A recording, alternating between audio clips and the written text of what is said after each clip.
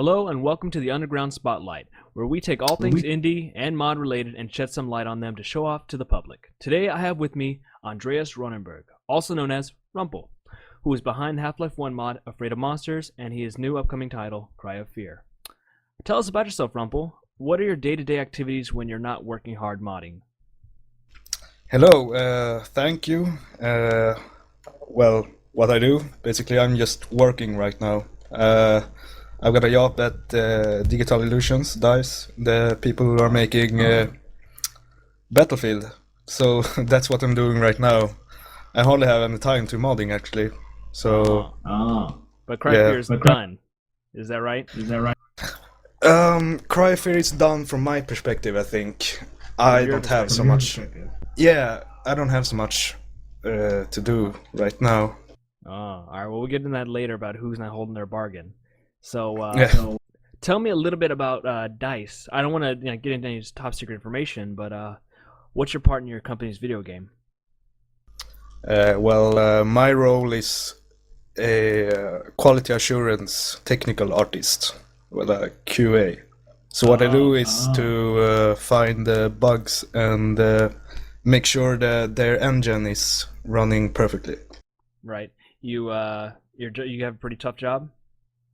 Yeah, it's pretty complex to be honest, because there's a lot of technical stuff that I have to know, because I have to make sure their engine is working, so I have to know like everything. I have to know animating, modeling, texturing, sounds, everything, because I need to know like, what's working or not. So that's my role, and it's pretty complex. Right. How many of you are there that do that kind of job? We're like 200, 300, I think, in that office. Wow. So it's damn huge. Oh, jeez. Yeah. Do you like your job at least? Yeah, it's damn nice. It's the best job I've had. I really like it. Yeah. You can't, not a lot of people could say, "Oh yeah, I work for DICE. Battlefield 3 is coming out, and I made it or helped make it." Yeah. Right. And the modding, it really helped me to reach that goal. So yeah. Oh, definitely. Yeah. Speaking of other games, have you played any games as of recent that you've enjoyed, such as some horror games? Nope, I haven't played any horror games. I don't play games at all, actually. Really? But the recent game I played was Heavy Rain. I played it like a week ago. And I really, really, really liked it, because it was just a serious game that showed like how it is in relationships and all those fights and it was just pressing X to Jason. I don't know, but it was just expressing real emotions in a adult way. Yes. Mm-hmm. Yeah, of course, in the gaming community, Heavy Rain gets a bad rep for not actually being a game. That's what some people say. Yeah, it's not really a game. It's actually a playable movie. Yes, pretty much, and that's one of the reasons why I actually enjoyed Indigo Prophecy. That was basically Heavy Rain 1.0, or I should say 0.5, or whatever I say it. Yeah, if you're interested in Heavy Rain, maybe you should check that one out. But be warned though, it's on the supernatural side, so it's kind of batshit crazy. Yeah. So you haven't played any horror games lately, so that means I can knock out the question: have you played Amnesia or Condemned: Criminal Origins? I have played them, but it was a long time ago. It was like 2 months ago or something, and I played them both because people say they were scary, and so I wanted to see if they really were scary. So I played Amnesia with the lights out. I was all alone at home with very loud on my stereos, and I didn't get scared at all. Really? I was just bored. I was playing and I was hoping to get scared because I put out the lights and all that shit, and it didn't scare me. Not one bit. How far did you get into it? Did you beat it? No, I didn't beat it. I got too bored actually. You got too bored? Oh man. But did you manage to get to the water monster at least? Yeah, I got to the water monster. I played for a few hours actually, like 5 hours or something. All right, never mind then. And the only thing you did was basically just reading notes, and you heard a pretty annoying British accent guy talking, and no, I didn't like it. But Condemned, I kind of liked that, but it was not really my type either. It wasn't scary either. It wasn't scary either. I like the Condemned. I like the combat. I love the combat in Condemned. Felt very hands-on. Nah, I really don't like melee games, actually. So speaking of like games like Amnesia, how do you feel about games that take away the ability for the player to fight back? Does that hinder or does that enhance gameplay?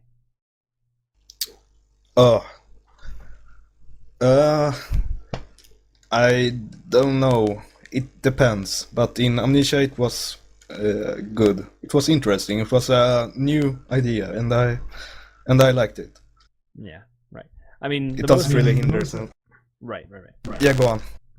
Well, in the most in Amnesia, I kind of liked how the fact that you're this this tiny person in this huge ominous dark world, and the most you could do is throw a rock at something and run away like a silly bitch. And that's kind of about it.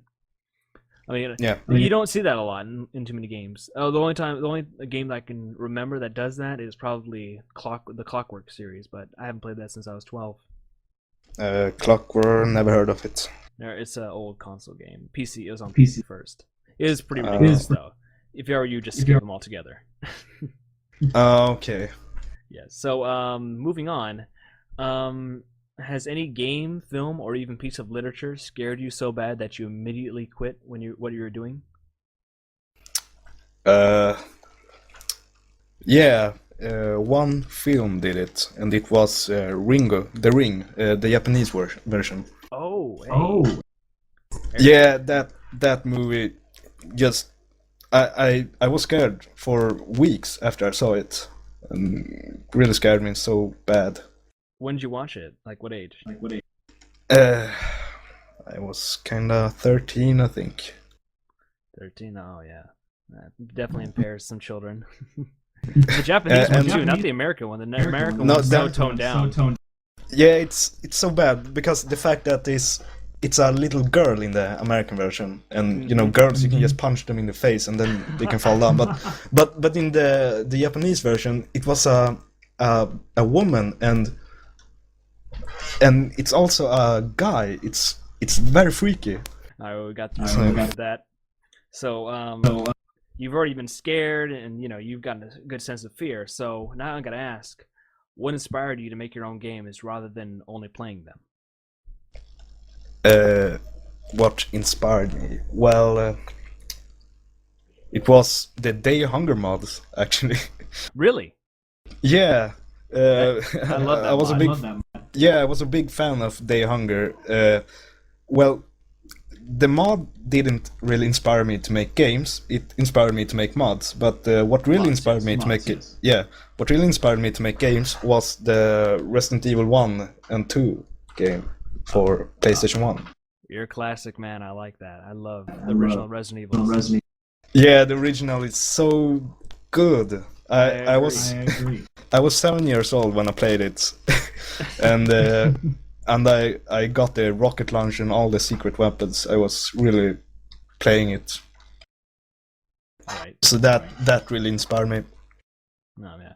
I adore the old ones. Now it's just kind of like you got steroid hunked up guys who can push over fucking boulders, which is ridiculous. Yeah. Resident Evil 5, in case you didn't know. Actually, I played all the Resident Evil games, the Code Veronica, all that. But yes, the only game I haven't played, I played Resident Evil 5, but I never finished it because I got so angry. And I'm a huge fan of Resident Evil. I have T-shirts and all that shit, toys actually. But the 5 series, no, it was too bad. I would never expect to be a Resident Evil person. I mean, the first Resident Evils were very cheesy. You cannot, the live action scenes especially. Those were Well, I'm a Resident Evil and Silent Hill fan. Both of them. They are great. Silent Hill. Yeah. Silent Hill's my kind of game. So like many of us, family and friends play a big part in our lives. who or what sort of people made you who you are today, and how did they take the news of AOM's success?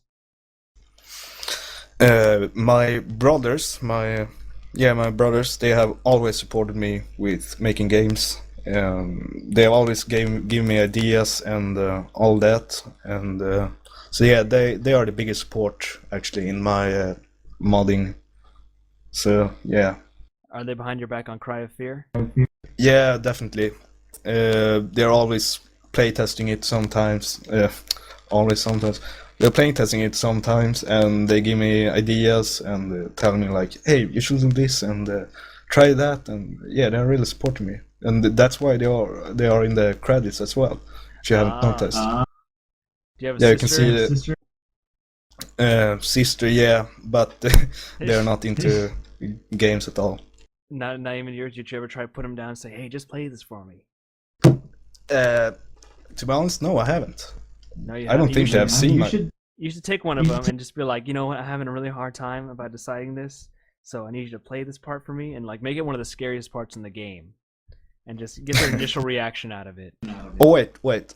My sister's daughter is also helping me a lot. Supporting me. Yeah, and she's 4 years younger. So when I was making Afraid of Monsters at the age of 12, she was helping me out when she was 8 years old. Wow, I wonder how she turned out. She's pretty normal, but yeah, she like scary games too. So yeah, yeah. All right, so I'd like to switch it to over one of our main topics today, Afraid of Monsters. The mod received high praise, but it was the remake, Director's Cut, that received 3 Mod TV awards. That's incorrect. It was the original that got all those awards. Actually, it was the original. The ModDB said the ModDB page says, you know, Director's Cut that got all those awards. Well, I think they updated it wrong, but it was actually the original that got all those single player mod of the year, horror mod of the 2005, 2006, and all those stuff. But the Afraid of Monster Director's Cut hasn't really got anything. You serious? Yeah, but I think it's because they kind of think like the ModDB thinks like Afraid of Monster has already got prizes. Why give them more? They don't want to shower you more. They don't want you to cheat the system. Be like, there's other modders out there who need awards, you know. Yours is great. Come on, share them. Yeah, see. Yeah. So, what drove you to remake AOM anyway? Mainly because I wasn't happy with Afraid of Monsters at the beginning. I thought I could have done more. Because, you know, Afraid of Monsters was a test modification from the beginning. I was just practicing my modding skills, and I never planned to release it at all. But then I did. So then I thought like, why the hell did I reskin those, let's say, hound eyes, the ones who are shooting beams at you, the dogs, you know? Yes. The chickens. I could have made them just new models. That's what I did in the Director's Cut version. I just added the things I wanted to add in the original, but I couldn't because I didn't know how to do it. So the Director's Cut version is really how I wanted Afraid of Monsters to be. Right. And you also got help from Minute, correct? From Minway. Minway? I'm sorry. Yeah. I thought it was Minway. Minway for like 2 years. Then he told like, no, my name is Minway. But yeah, I got a lot of help from him, and he made all the coding for the Director's Cut version, and he also did some other stuff like rigging weapons, and he helped me animating the David Letterhoff some animations in the cutscenes, and a lot of stuff actually. Oh wow! So you guys are pretty much good buds now, huh? Yeah, we really are. Would you just like contact each other and say, hey, you want to help me out with this? Or did you see some of his work and you realize I could use someone like you and, you know, my mod? I don't know. We kind of discuss in MSN when we want to make something, and then we just help each others. Like we made a Resident Evil Cold Blood mod. Yes. Yes, and I and actually at have the not same played time, it. you haven't. No, I never got a chance because something's broken with it. Or something's wrong with it. Well, all I know is that there's no servers, but That's it. that's it. yeah. So we made the mod at the same time as we did Afraid of Monsters Director's Cuts. We actually made 2 mods at once. So I was helping him with the maps, and he was helping me with the code. So, we were helping out each other. I see. So, Yeah. on to the next question. Everyone's favorite aspect of AOMDC is, of course, the horror. In the game, the player experiences haunting atmospheres and terrifying encounters where the player can actually choose to run or fight. It's very easy to tell that you were striving for a psychological effect rather than a simple startle. What's the process you go through as a developer to get this immersive effect? It's a very hard question, because I never really planned how I wanted to scare the players. All I wanted was to just scare them so bad. But the main thing that really scares is the darkness and the sounds. Because when you hear sounds, like I have many sounds in Afraid of Monsters, you kind of imagine that you just get some freaky pictures in your head. And that's kind of psychological, when your own brain starts to think out what's actually out there in the darkness when you hear all those sounds. Like a child in the middle of the night hearing bumps. Yeah, and you start to think in your own brain like, damn, there's something out there in the dark, but I can't see it. That's that's how I plan it, kinda. Yeah, and you added the whole battery support in Afraid of Monsters DC, which increased that. Yeah, definitely. And also because I really hated the auto-recharging flashlight in Half-Life, because it's not possible. It's not possible. Nobody had a shake flashlight. A flashlight that's self-recharging, no, I really don't like it. It's just too sci-fi for Afraid of Monsters. Right. Well, so I wanted to add batteries because I wanted to keep it kinda realistic, kinda. So that's the reason. Well, you chose very wisely. I love the battery mechanic. Well, yeah, I've heard a lot of people who don't like it, but well, honestly, those are scaredy cats, though. But it's because they don't understand that it's a survival horror mod. You have to be careful with your items. Exactly. Not only with bullets, but with even light. So that's like a new thing that you have to keep thinking of. It's hard to describe, but it's a new feature. Right. Because a lot of times people turn on their flashlight and then they'll run around. They're like, oh boy, I'm out of flashlight battery. And then they end up being stuck, and they either quit the game, or if they have, the balls to do it all over again, they'll restart. Yeah, and that's also why I added those light switches right around the maps, so you could turn on the lights like in real life. And you know what? I didn't even know I could turn on the lights in like certain rooms until like I got around to the apartments. That's kind of about it. Like, oh hey, the lights turn on here. Yeah. I felt like an idiot. Yeah, actually the monsters can turn on the lights if they swing their arms on them. Really? So probably that was what happened for you. I gotta go test that out sometime now. Yeah. Okay. Afraid of Monsters is, let's face it, a very grim game for audiences, and it's shocking that you developed it at such a young age of 13, 14. Yeah. From where did you pull the concept of the game? Well, as I told you before, I got very, very interested in horror games at the age of 7 when I started playing Resident Evil, and that's when all those sick ideas started to grow.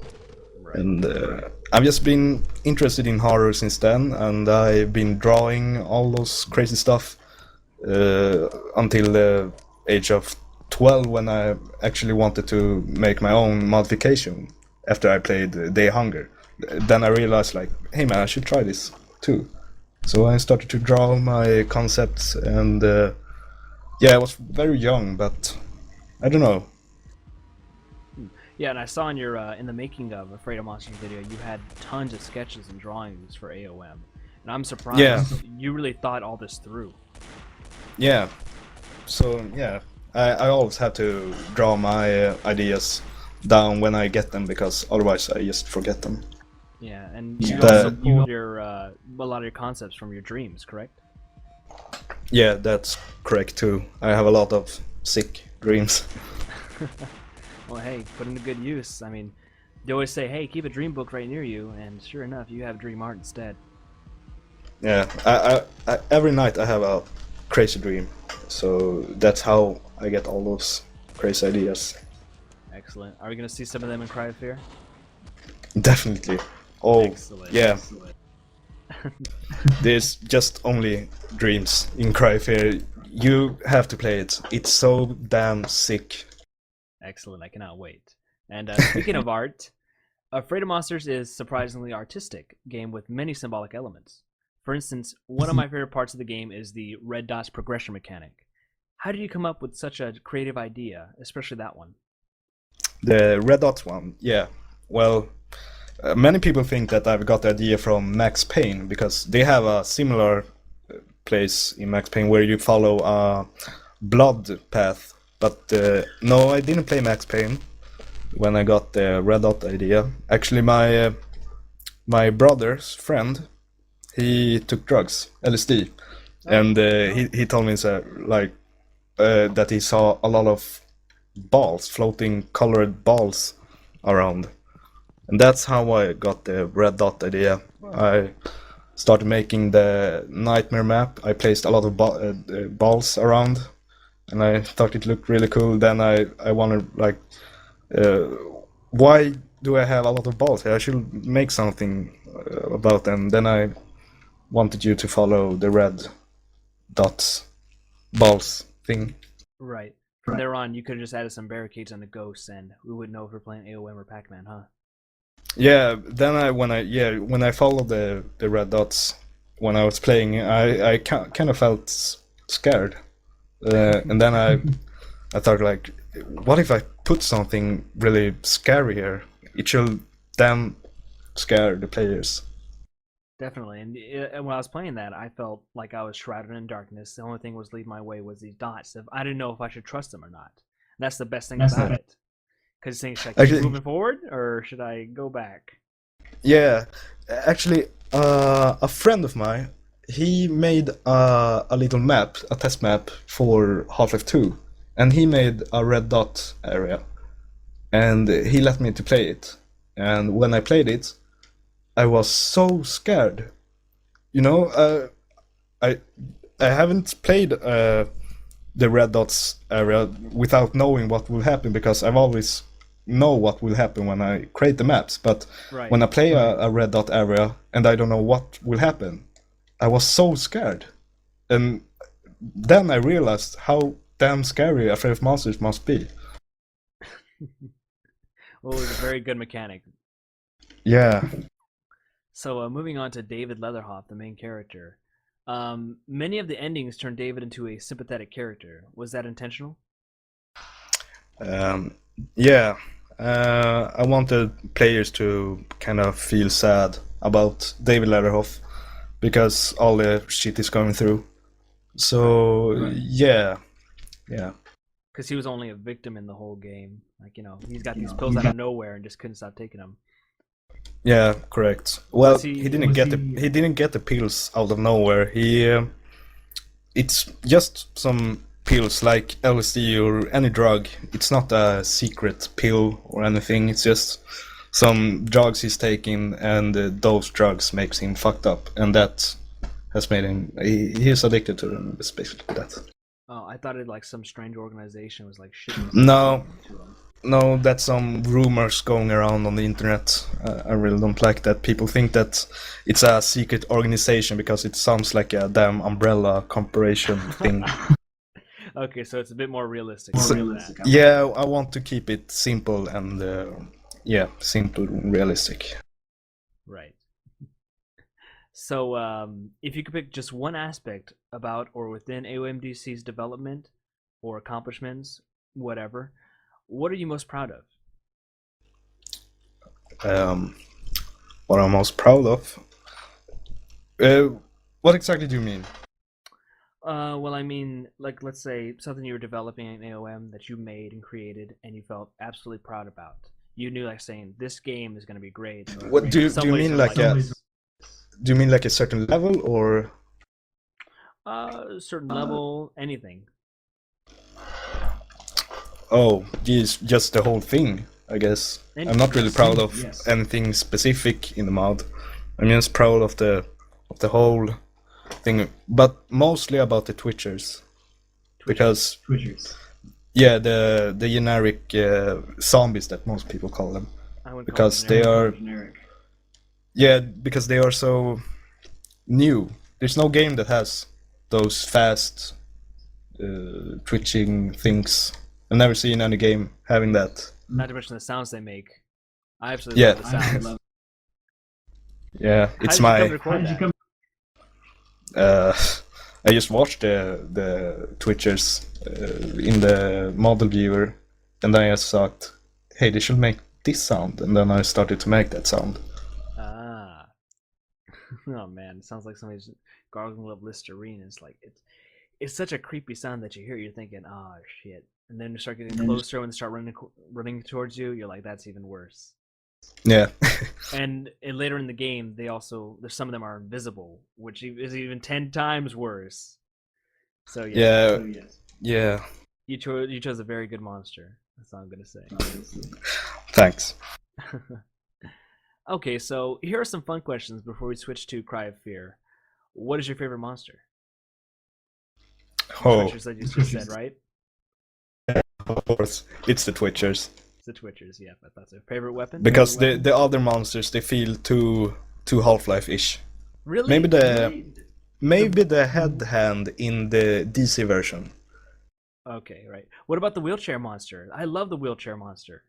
Oh yeah, fuck yeah. The wheelchair monster. The wheelchair monster is scary as shit. Yeah, but the wheelchair monster was implemented pretty late on the progress. Because the wheelchair monster was, from the beginning, a monster to another mod that Minwi was creating with his friends. He was making he was making a horror mod, and he had this wheelchair monster, and then he told me that I could use that monster. So it's not really my idea. It's actually Minwi's. Minwi's, I see. Well, give him some credit. Give him a ton of credit, because that monster has brought me tons of scares in that game. Yeah, it's pretty good. Monster you created though, it's got to be the Twitchers. That's got to be another. Yeah, definitely. Another interesting question: were the ghosts supposed to be cops or something in the game, or just another hallucination? Because people always try to symbolize the monsters with what Dave is experiencing. The ghosts? What do you mean with the ghosts? The ghosts, the faces in the dark, complete darkness that you saw that shot stuff at you. No, I really didn't think of them being cops. I just thought that they would be random hallucinations. I see. People always say, like, it's a cops, or is there helicopters shooting at them? That's literally ridiculous for the helicopters part. The cops are unbelievable. Yeah, I never heard that actually. People think that is cops, but yeah, I do have cops in the mod actually. You know, after the apartments area. Yeah, one of the paths, and that kind of startled me at first, and that's when the red dots kicked in. I was thinking, oh, this is great. Yeah. So, favorite weapon? Favorite weapon must be the MP5 or Uzi. I saw in your Let's Play video or Director's Cut commentary that you love to use that gun a lot. You pick it up when you can. Yeah, I love it. It is very satisfying. Yeah, and I hate that I put so little ammo to it. I regret it so bad. But as I said in that commentary, I hate to release patches, and I really don't want to release any patches. Favorite path in the game? Favorite path, it must be the apartments area, you know, where the police appears. Right, and you modeled that after your grandmother's apartments. Yeah, that's correct. But not the outside design, but only the rooms. That's from my grandmother's. But the outside areas is actually from an area where I grew up. It's a pretty scary area. That's called Sörgården, but in Afraid of Monsters it's called Solgarden because those letters and Å is Swedish and they don't exist in English. Sounds kind of creepy if you ask me. The name. Sörgården, yeah. Okay, well, I'd like to switch the questions towards Cry of Fear now. Yeah. When was it you found inspiration for Cry of Fear? I never had any inspirations for Cry of Fear. I just started working on it. Oh, so just straight up saying, you know what? I could do better. I could do more. It's time to unleash my full potential, huh? Yeah, well, I was working on Afraid of Monsters 2, actually. Oh. Yeah, and all those ideas I have in Afraid of Monsters 2, I'm using them in Cry of Fear, so maybe that's how it began. I see. And you've completely erased Afraid of Monsters 2, or is that something we're going to see in the future? No, I don't want to make any sequence. I don't like sequences. They always get so bad. Yeah, they usually do, and people are always going to say, "Oh, it's not as good as the last one," and yeah, correct. Or people So complain. yeah, so I just started working on Cry of Fear. Yeah. All right. I started making a character. I was practicing on modeling, and then when I made a main character, which is made out of my face, because many people say that Simon looks like me, but it's because it is me. Oh, hey, all right. Are we gonna see a lot of your personality coming from Simon, or is Simon gonna be a completely different character? He's a different character. All right, because it is based around your dream, so I'm wondering maybe you can like portray of yourself in this game. Not that anything's wrong with that. There are some Easter eggs in Cry of Fear that kind of reflects my personality, like Simon takes a smoke and stuff like that. How old is Simon in the game, by the way? Yeah. Or what? How old is Simon? Is he 18? Oh, how old is he's... I'm not sure. Like 20 or something, 21. We never decided that. All right, so we're gonna say, well, I saw a lot of real life locations there, and his mother calling him. So I'm wondering, if anything's gonna be portrayed because his age. Like say he goes to college, so one of the levels is the college you showed in some of the pictures. Yeah, he can't be so because he lives at home with his mother. So Right. yeah. Now AOMDC was a cooperative project with yourself and Mute. But Yeah. you're part of a team called Team. Help me pronounce this one. Team Psykskallar. It's Swedish. Psykskallar. Yeah, it's Swedish and it means Team Psychos, kinda. Ah, interesting. Nice choice. Yeah. So, Yeah. how was the team formed? The team formed by me and Minwi.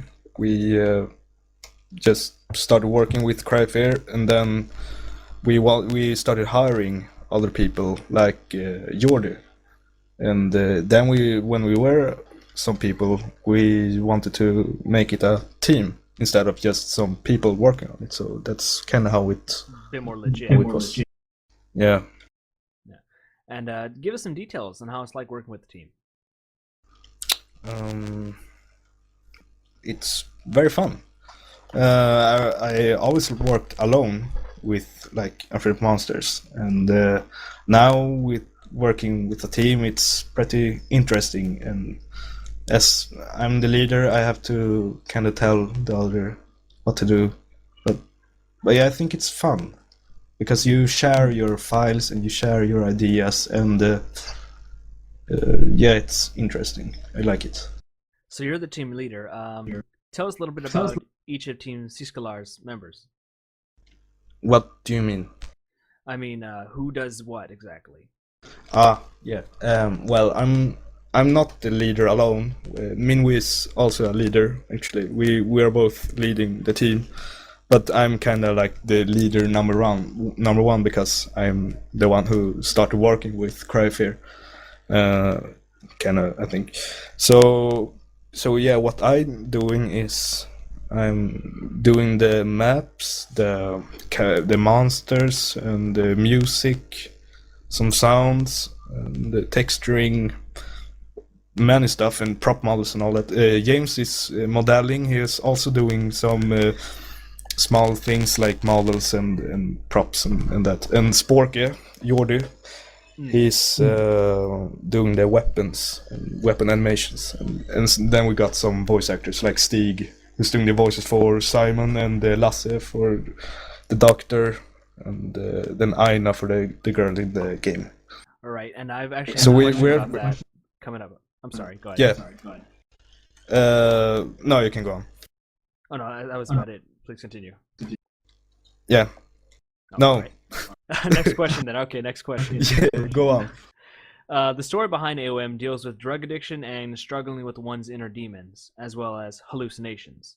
What sort of key themes can we expect in Cry of Fear? Cry Fear is mostly about horror, as you may know, and what the fuck? It's a fucking child screaming outside my door.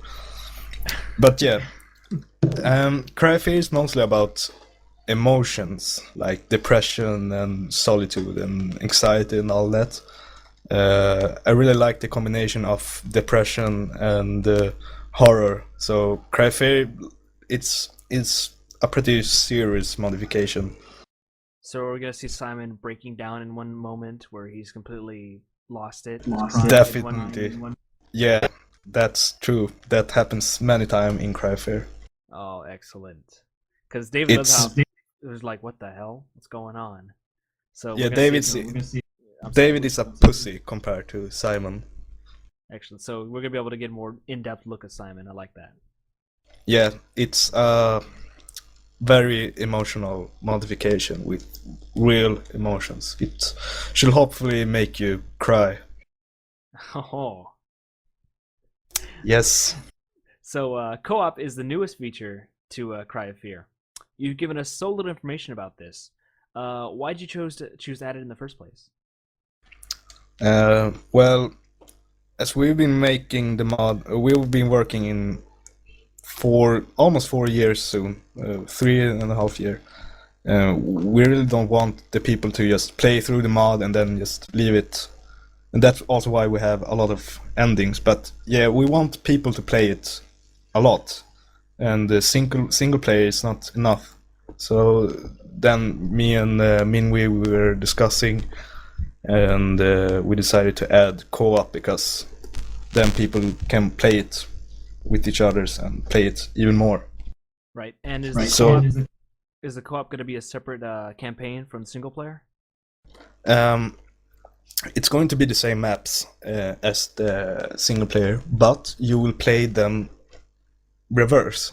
So you will start at the end, and then you will end up at the start. And the weather will be all different. Like in the co-op, it will be raining and have lightning and all that stuff. But in the single player, it will be day and etc. Oh, I see. So some new features to it. Are we going to see any of the havoc or destruction that Simon has left in his path before he gets to co-op? No, it won't be like that. So nothing. Because no, we're not going to see like a part where like Simon, let's say, has to break down a door. We're not going to see that like the exact same door now torn up and there's like a monster chilling inside. No, won't be like that. It will be all like I can't tell you too much because it will spoil the story. I gotcha. We'll just say it's a clean slate, but it's still got plenty of content in it to keep us entertained. Yeah, the co-op is new. It has a new ending. It's actually the ending number 7. So yeah, So you have 6 overall endings in campaign, huh? yeah, maybe 8. I'm not sure yet. Are they gonna be like in Silent Hill, like good ending plus, or in like good ending plus plus, or like bad ending plus and stuff like that? Yeah, kinda. That's excellent because I, like I said, I love Silent Hill series because of that, especially the new weapons you get. Yeah, and yeah, of course we will have unlockables, new weapons, and clothes that you will get, and I don't know, a lot of cool stuff, achievements and stuff like that. Excellent, because usually when it comes to games today, it's always got to be DLC to help improve the game. So I'm glad you're Yeah, adding this in there. yeah, I really don't like that modern games just have a single player game, and then when you beat it, there's nothing more. You just Exactly. It's just trash. Indeed, and yeah, it kind of sucks to have to add stuff after the game's done, instead of making it a complete game. Yeah. So you've incorporated voice actors and full-length cutscenes as some of the new features in Cry of Fear. Very different from Afraid of Monsters storytelling. Tell us what made you want to take your mind in this direction. Well, I'm not sure. We just hired a voice actor, and then it sounded pretty good, and then we expanded the cutscenes. We added more subtitles. I don't know what it's called, dialogues. However, Dialogue? yeah, we added more longer cutscenes, and then it just grew up, and then we added a more complex story. Like, for instance, the girl in Cry Fair, she was just from the beginning she was just going to commit suicide in front of Simon just to be like a shocking event. But then when Stig, he said that we could use a voice actor, a friend of him, Aina, the girl, you know, that you have seen in the videocast. Yes. So she could make the voice for the girl, whose name is Sophie, actually.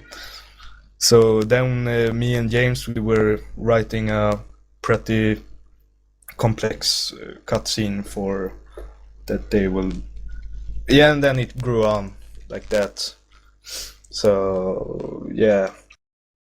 Can we see any relationships or anything like that coming down between Simon and him? Yeah, definitely. Or her, I should say. That's like heartbreaking gay stuff. Heartbreaking gay stuff. It's what the people want. It's supposed to be a tearjerker, like I said. It's supposed to be a tearjerker game, so hey, you're doing a good job.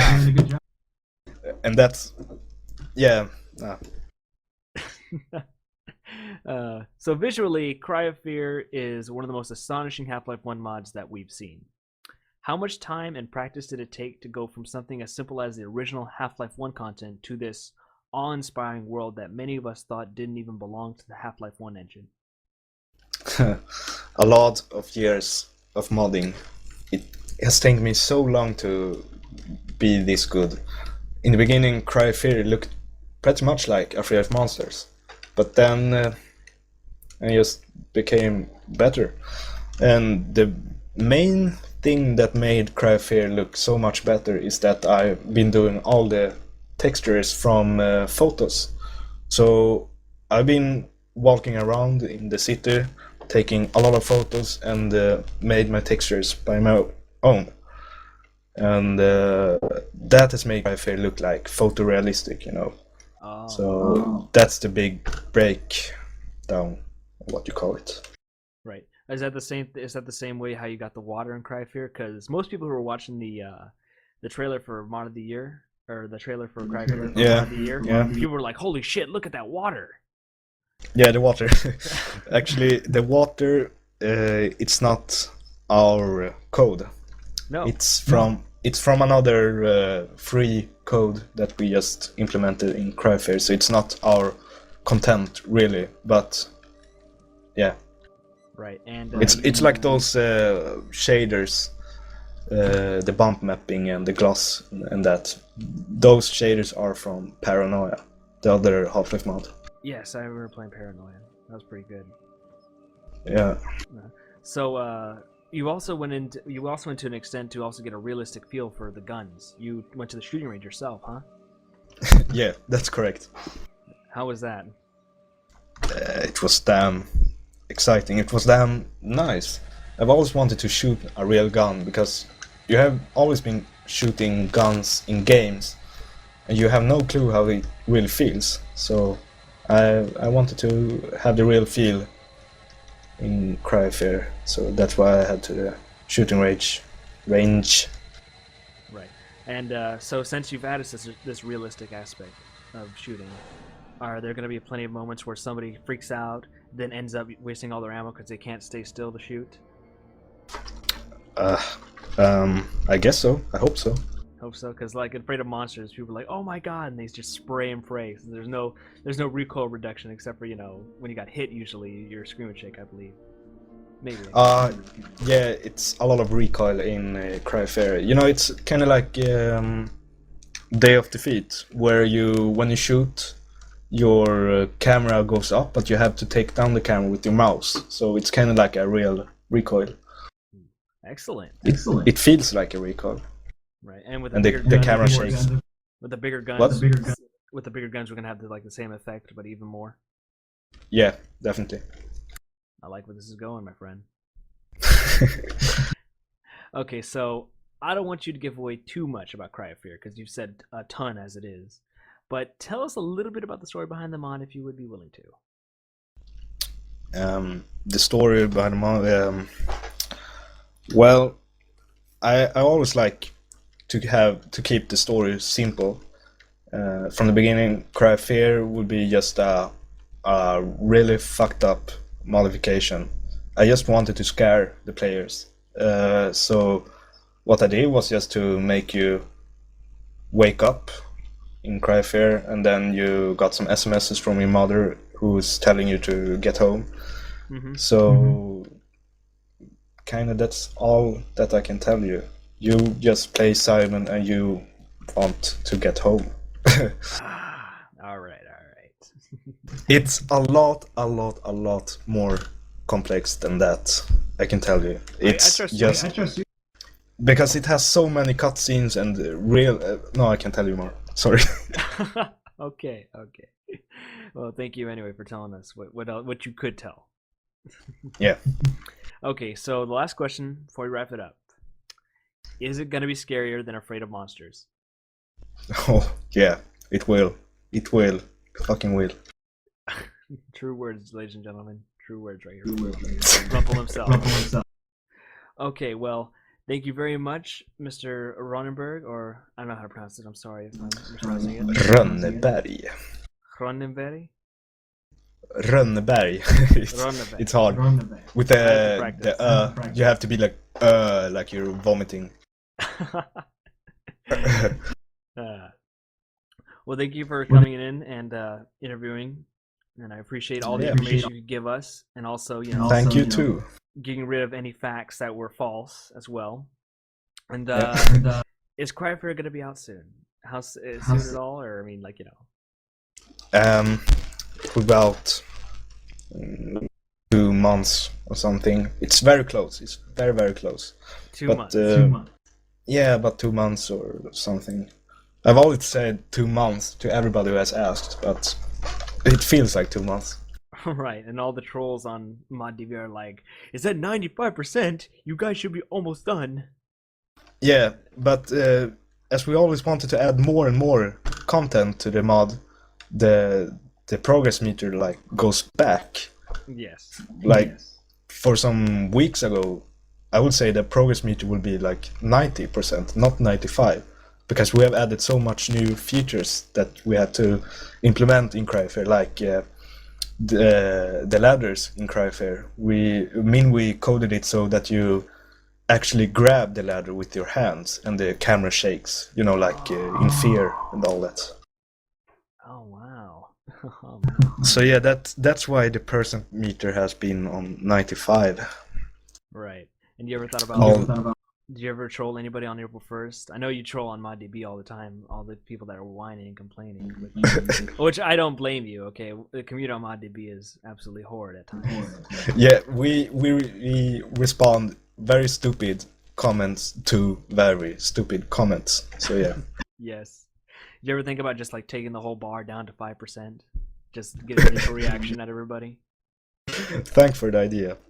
If I see it on there, you don't have to worry about giving me credit. I've already done my job. Well, thank you again very much.